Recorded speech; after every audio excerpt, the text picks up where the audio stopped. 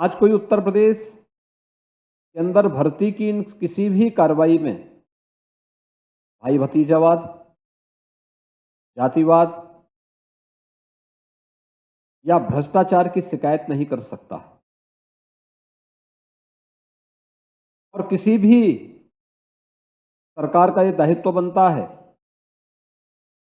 वो ईमानदारी से इस प्रक्रिया को आगे बढ़ा करके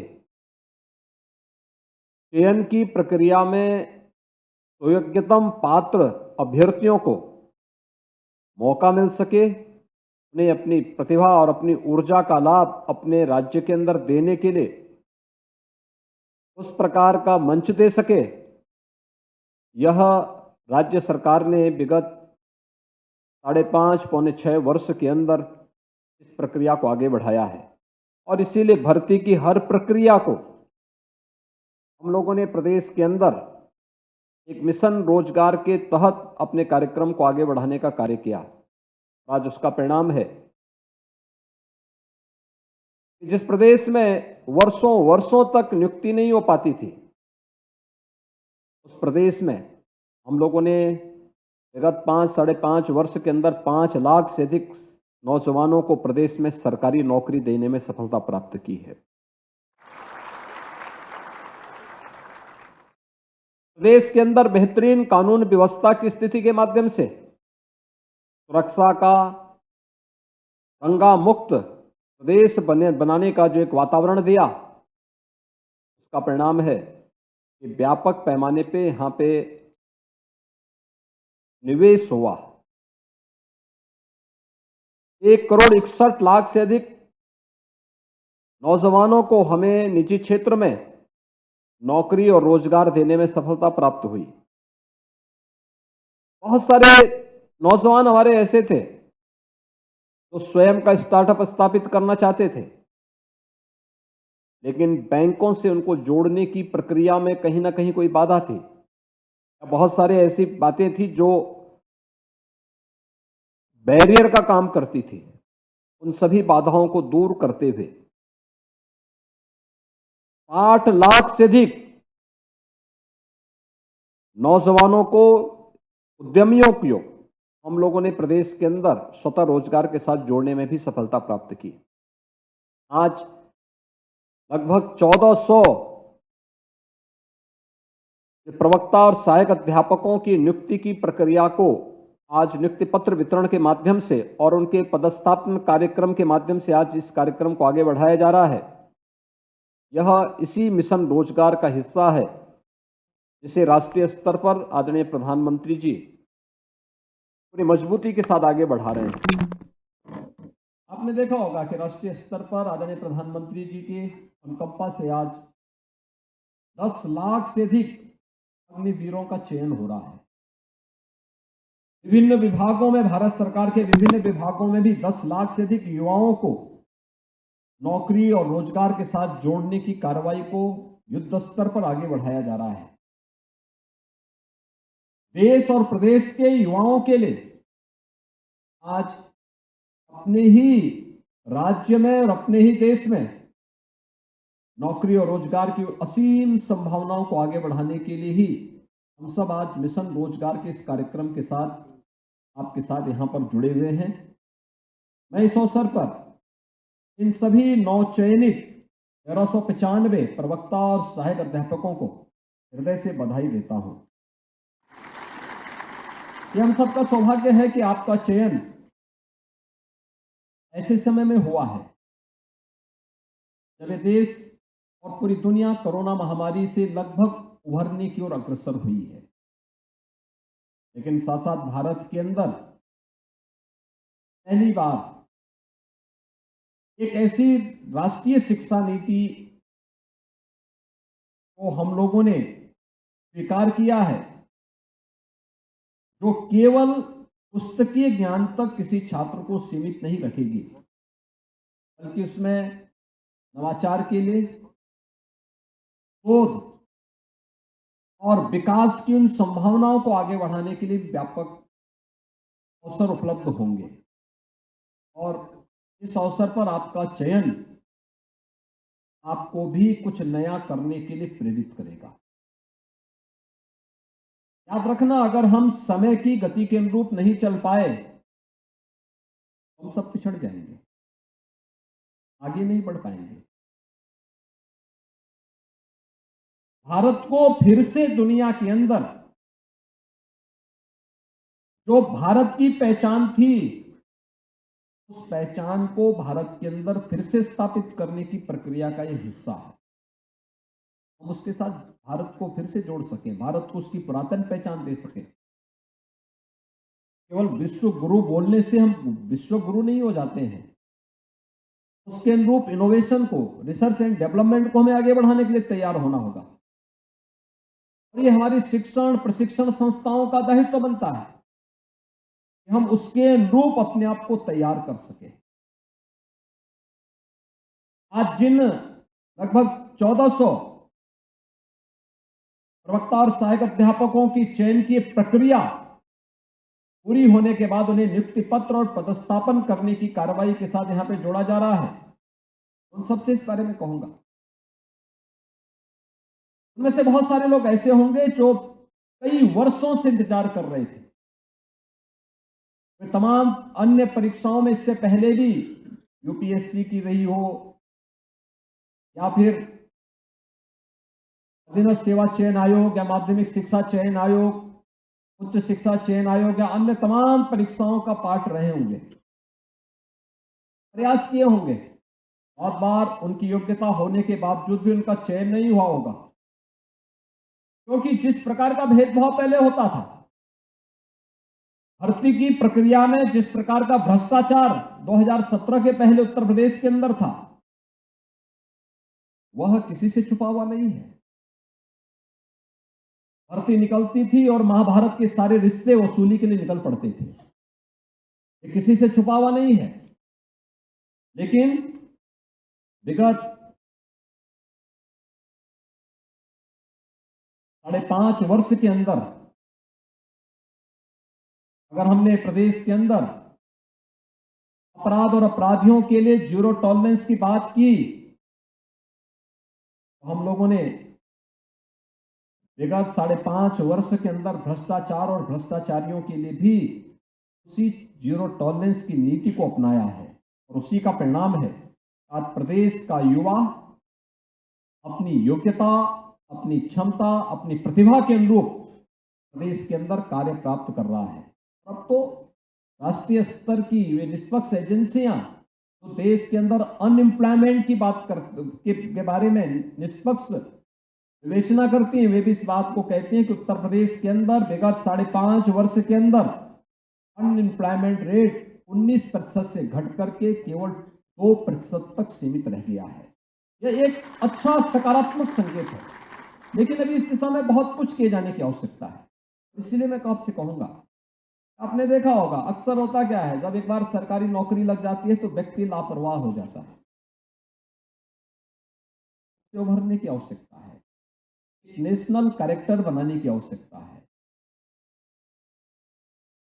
जैसे आप अपने परिवार की देखभाल करते हैं, अपने परिवार के प्रति जवाबदेह बनते हैं, वैसे ही अपने स्कूल के प्रति, अपने कॉलेज के प्रति भी आपको जवाबदेह बनना होगा, अपनी क्लास के प्रति जवाबदेह बनना होगा, स्वयं के प्रति जवाबदेह बनना पड़ेगा, उन बच्चों के प्रति जवाबदेह बनना पड़ेगा जो अभिभावक बड़ी आशा भरी निगाहों से, विश्वास से अपने पालियों को आपके पास पढ़ने के लिए स्कूल में या कॉलेजेस में भेजते हैं।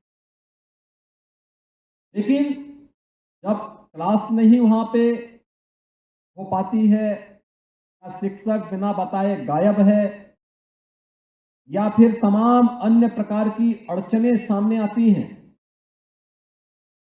उस विश्वास के साथ एक धोखा होता है, चाहे वह छात्र का विश्वास हो, चाहे वह अभिभावक का विश्वास हो, चाहे वह समाज का विश्वास हो या शासन का विश्वास हो। हमें उस विश्वास पर स्वयं को खरा उतरने के लिए तैयार करना होगा, और अगर हम उसके लिए अपने आप को तैयार कर सकेंगे तो सबसे पहली जिम्मेदारी हमारी ये बनती है मुझे बहुत बार आश्चर्य होता है कि विद्यालय में शिक्षक भी हैं, छात्र भी हैं, लेकिन स्वच्छता के बारे में बार बार कार्यक्रम चलाए जाने के बावजूद भी वहां गंदगी देखने को मिलती है। हमारी जिम्मेदारी भी है विद्यालय के प्रति। हम अपने घर में गंदगी बर्दाश्त नहीं करते, स्वयं का कपड़ा पहनते हैं, साफ सुथरा पहनते हैं। जो विद्यालय हमें पहचान दे रहा है, हमारी आजीविका की व्यवस्था कर रहा है, और उसकी स्वच्छता हमारी जिम्मेदारी नहीं होनी चाहिए, हर एक की जिम्मेदारी होनी चाहिए। जाता हूँ, देखता हूँ बहुत बार विद्यालयों में बड़े बड़े पेड़ जमे होते हैं, भवन के ऊपर जमे रहते हैं। उस भवन को नुकसान पहुंचा सकते हैं पेड़, लेकिन दीवारों में चिपके हुए उन पेड़ों को हटाने की ओर कभी नजरें नहीं जाती हैं लोगों।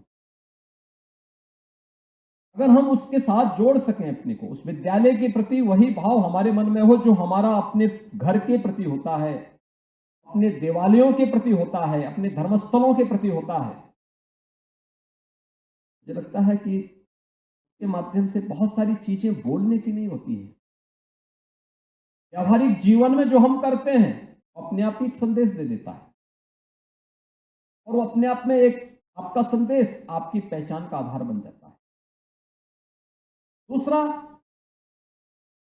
डिग्री लेकर के नौकरी प्राप्त करना एक शिक्षक केवल यहीं तक सीमित नहीं है, उसके लिए अब एक विस्तृत क्षेत्र अब बन चुका है। आपने अपने जीवन में जिस फील्ड को चयन किया है, जितना आसान दिखता है उतना ही चुनौतीपूर्ण भी है। आसान इसलिए क्योंकि हर व्यक्ति एक शिक्षक के रूप में आपके प्रति सम्मान का भाव रखेगा। आपने एक आसान प्रक्रिया के माध्यम से आपको चयन की प्रक्रिया के साथ जोड़ करके आपने नियुक्ति पत्र भी प्राप्त कर लिया है।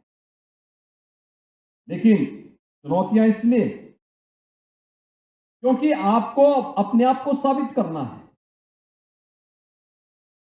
इसके लिए विभाग के स्तर पर या विद्यालय के स्तर पर कोई मैकेनिज्म हो या ना हो, लेकिन आपको अपने आप को तो साबित करना ही होगा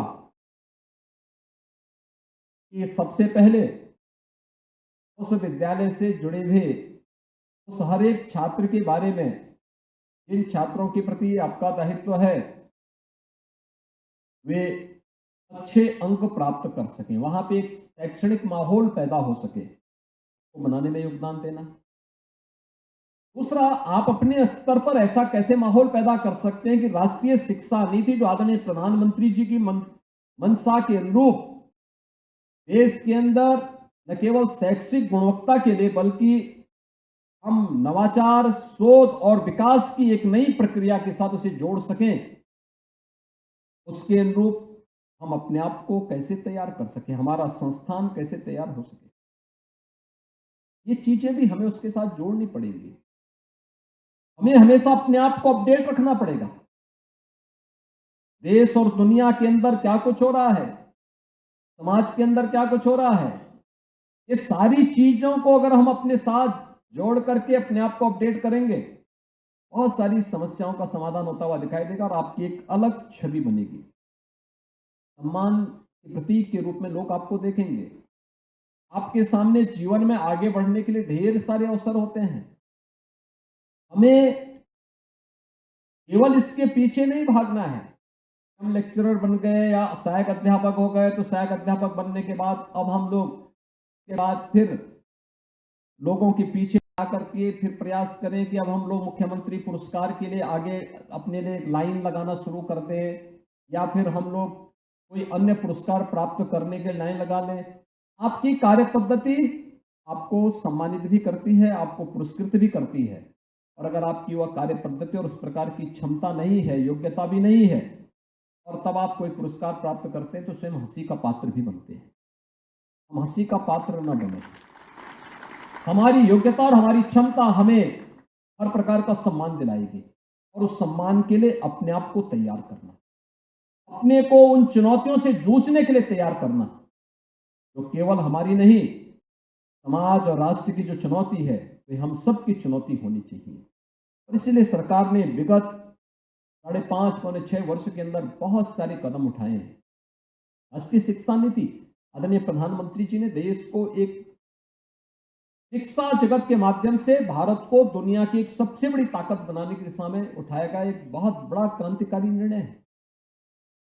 हर एक शिक्षक को इसके प्रति अपने आप को जोड़ना होगा और उसमें बताए गए कर्तव्यों के अनुरूप अपने आप को ढालना होगा।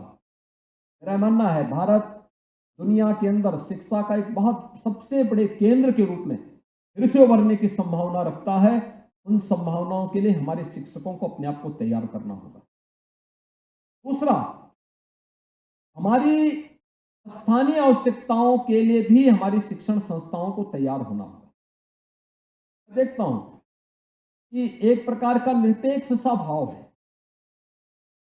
समाज से, यानी जिसके लिए हमारी स्थापना हुई है उससे हमारा कोई संवाद ही नहीं है।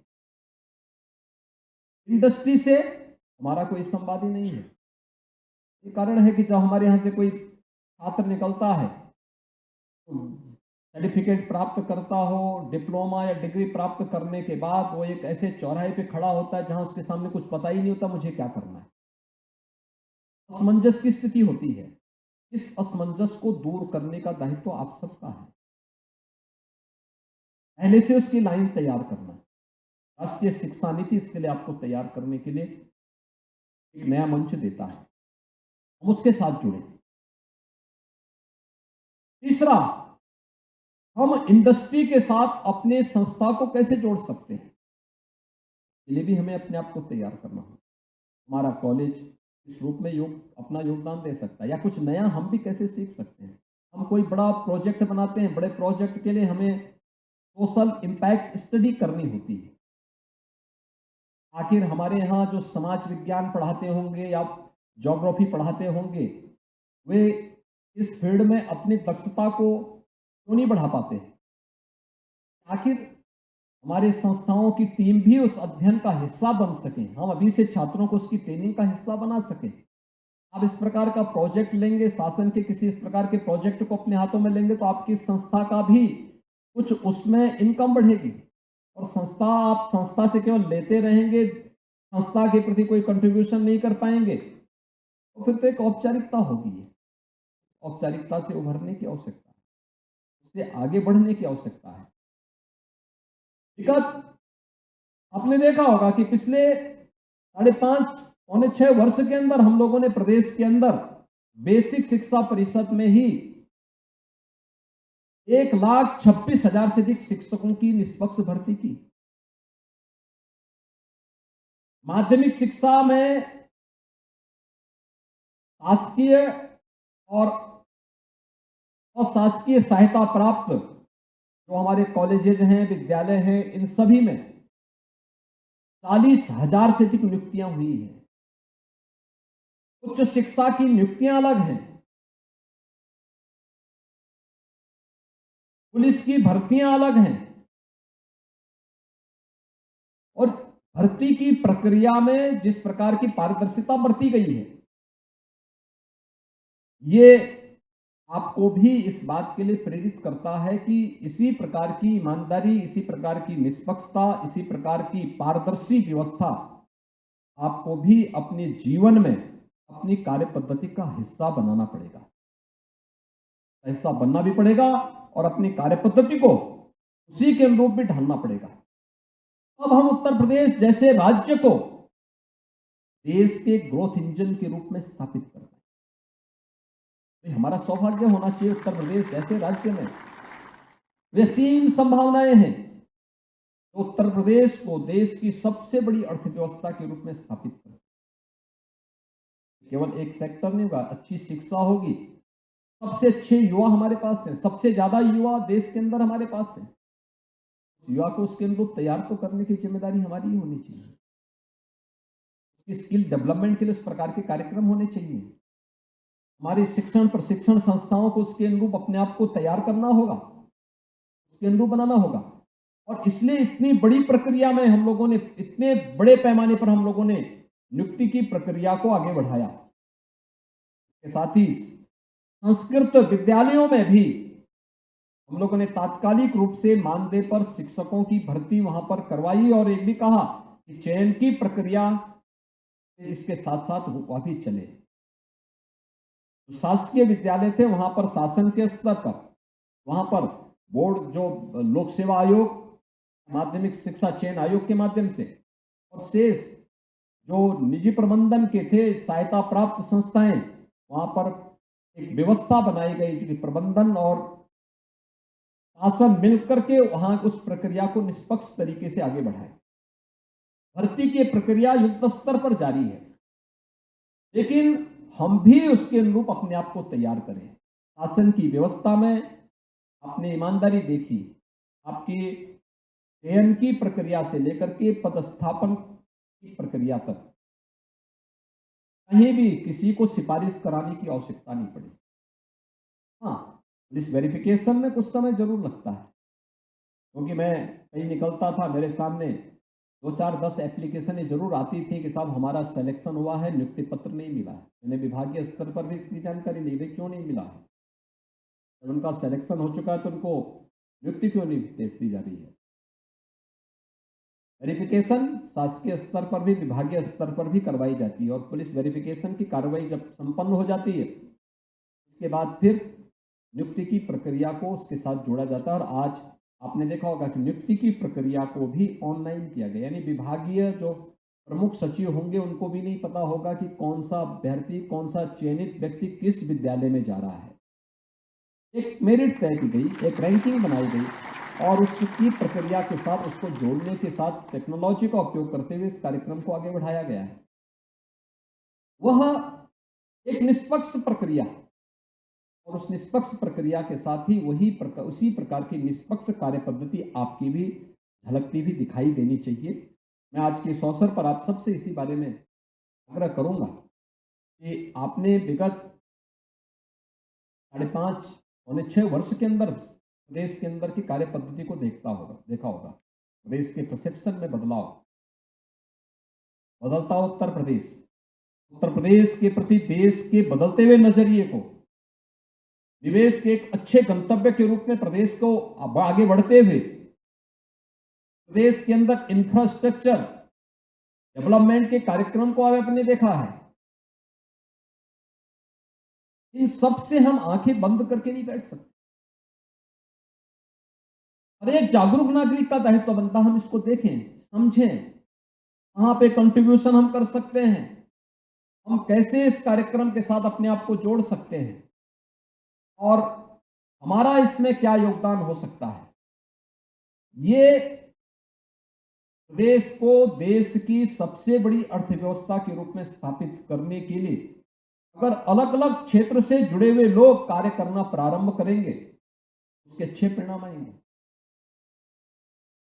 मुझे बताते हुए एक मुद्दे पर प्रसन्नता हो रही है कि भारत सरकार ने नीति आयोग से कहा कि देश के अंदर उन जनपदों का चयन करो जो सामाजिक आर्थिक दृष्टि से अति पिछड़े हैं, और उन्हें सामान्य जनपदों की तर्ज पर विकसित करने के लिए कौन से पैरामीटर होंगे जिस पे कार्य किया जा सकता है। नीति आयोग ने विस्तृत अध्ययन किया, और 112 जनपद पूरे देश के अंदर ऐसे थे जो आकांक्षात्मक जनपद कहलाए। आकांक्षात्मक मतलब वे विकास की प्रक्रिया में पीछे छूट गए थे, उनमें एक आकांक्षा थी विकास की, उसके अनुरूप हम उसका विकास करा सके। 6 पैरामीटर तय किए गए, उसमें शिक्षा था, स्वास्थ्य थी, कृषि और जल संसाधन था, स्किल डेवलपमेंट और रोजगार था, वित्तीय समावेशन यानी फाइनेंशियल इंक्लूजन था। इन सभी 6 पैरामीटर पर ये कार्यक्रम आगे बढ़ाने थे, और उनकी मॉनिटरिंग होने लग गई भारत सरकार के स्तर पर नीति आयोग के माध्यम से। 112 जनपदों में से 8 जनपद उत्तर प्रदेश के भी थे। जब उत्तर प्रदेश की रैंकिंग आई थी 2018-19 में, उत्तर प्रदेश का स्थान ज्यादातर जनपदों की जो रैंकिंग थी वो 100 से पीछे थी। सबसे पिछड़े हुए जो जनपद थे वो उत्तर प्रदेश के थे। एक जनपद था 108 पे, एक था 105 पे, यानी हम जो 112 थे उनमें से हमारा स्थान कहाँ पे था, पिछड़े सबसे पिछड़ेतम वो थे, उसमें से 108वें स्थान पर हमारा एक जनपद था। ऐसे ऐसे हमारे ज्यादातर जनपदों की स्थिति वही थी। कोरोना महामारी पूरी दुनिया को प्रभावित किया, लेकिन कोरोना महामारी के बावजूद हम लोगों ने पहले दिन से ही, जब भारत सरकार ने इन जनपदों की सूची दी, हम लोगों ने वहां पे अपना कार्य प्रारंभ किया और हर एक फील्ड में काम किया। टीम को लगाया गया, रिजल्ट बिना टीम के नहीं आ सकते। और जब कार्य किया गया, वर्तमान में जो रैंकिंग आई है, आपने देखा होगा, एस्पिरेशनल डिस्ट्रिक्ट 112 में जो पूरे देश के अंदर की रैंकिंग आई है, जिन राज्यों ने सर्वाधिक विकास किया है और सबसे अच्छे परिणाम लाए हैं, टॉप 10 में 5 जनपद उत्तर प्रदेश के हैं जिन्होंने बेहतरीन काम किया है, और टॉप 20 में उत्तर प्रदेश के सभी 8 जनपद हैं। 112 में से टॉप 10 में अगर कोई 5 जनपद हैं तो उत्तर प्रदेश के हैं। टॉप 20 में हमारे 8 के 8 जनपद हैं। ये दिखाती है कि शिक्षा के क्षेत्र में अच्छा हुआ, स्वास्थ्य के क्षेत्र में अच्छा हुआ, कृषि और जल संसाधन के क्षेत्र में अच्छा हुआ, स्किल डेवलपमेंट और रोजगार के क्षेत्र में अच्छा हुआ, अन्य वित्तीय समावेशन के क्षेत्र में भी कुछ अच्छा हुआ है। इसको और अच्छा बनाने की दिशा में क्या प्रयास हो सकते हैं, और अगर अलग अलग फील्ड से जुड़े हुए लोग इस दिशा में कार्य करना प्रारंभ कर देंगे, औद्योगिक निवेश के बेहतरीन वातावरण हुआ है। ये सभी चीजें यूपी के अंदर प्रारंभ हुई हैं। मुझे लगता है कि उत्तर प्रदेश के अंदर जो संभावनाएं हैं, उन संभावनाओं के माध्यम से हम ढेर सारे नौजवानों के लिए नौकरी और रोजगार की संभावनाओं को भी आगे बढ़ा सकते हैं। मुझे पूरा विश्वास है आप सभी नवचयनित 1395 प्रवक्ता और सहायक अध्यापकगण पूरी तत्परता के साथ, पूरी ईमानदारी और प्रतिबद्धता के साथ अपनी जिम्मेदारियों का निर्वहन करते हुए अपनी शिक्षण संस्था को वहां पर वहां की टीम के साथ मिलकर के एक आदर्श संस्था के रूप में स्थापित करने में अपना योगदान देंगे। और याद करना कि अभी से नियुक्ति की प्रक्रिया के बाद ट्रांसफर पोस्टिंग के चक्कर में मत पड़ना। अभी से आते हैं लोग, पहले नौकरी नहीं मिलती, नौकरी मिलती है तो उस समय तो हर व्यक्ति कहता था हम करेंगे, लेकिन बाद में 6 महीने 1 साल के बाद ही तमाम प्रकार के बहाने बनने लगते हैं। आखिर किसी को तो करना होगा प्रदेश के अंदर कार्य। जो हमारे अभी भी पिछड़े जनपद हैं, कौन उनमें जाएगा? अगर वे पीछे ही रह जाएंगे, पिछड़े ही रह जाएंगे, तो फिर कैसे उत्तर प्रदेश देश की एक बड़ी अर्थव्यवस्था के रूप में स्थापित होगा? तो पूरे उत्तर प्रदेश के प्रत्येक नागरिक का दायित्व बनता है कि हम इस टीम का पार्ट बनकर के अपनी जिम्मेदारियों का निर्वहन करें। हमारा प्रदेश आगे बढ़ेगा, देश के अंदर पूरे प्रदेश का नाम होगा, हर प्रदेशवासी का नाम होगा, हर प्रदेशवासी को उसके प्रति सम्मान का भाव लोगों के मन में जागृत होगा। ये तो 5 साल पहले क्या स्थिति थी, कोई जाता था यूपी से बाहर तो यूपी के नाम से ही लोग करते थे कि अच्छा उत्तर प्रदेश से, कह करके ही बहुत सारे जनपद तो ऐसे थे जहां के नौजवानों को कहीं कमरे किराए पे कमरे नहीं मिलते थे, होटल में नहीं मिल पाता था, धर्मशालाओं में कोई रहने नहीं देता था। क्या स्थितियां थी, बहुत सारे युवाओं को फुटपाथ पर रहने के लिए मजबूर होना पड़ता था। आज वह स्थिति नहीं है। आज कहीं जाएंगे, पूरे देश के अंदर, पूरी दुनिया के अंदर उत्तर प्रदेश के वासी को भी सम्मान मिलेगा, सम्मान मिलेगा। उत्तर प्रदेश का परसेप्शन बदला है। इस परसेप्शन को और बेहतरीन करने की दिशा में जब सामूहिक प्रयास होंगे, तो उस सामूहिक प्रयास के परिणाम भी हम सबके सामने आएंगे। प्रयास के लिए कठिनाई होती है, चुनौतियां आती हैं, तमाम प्रकार के आरोप प्रत्यारोप भी लगते हैं, लेकिन उन सब के बीच से रास्ता निकालना ही पड़ेगा। मुझे पूरा विश्वास है कि आप सभी मिलकर के इस अभियान का हिस्सा बनेंगे, तो उत्तर प्रदेश को एक नई पहचान दिलाने में सफल होंगे।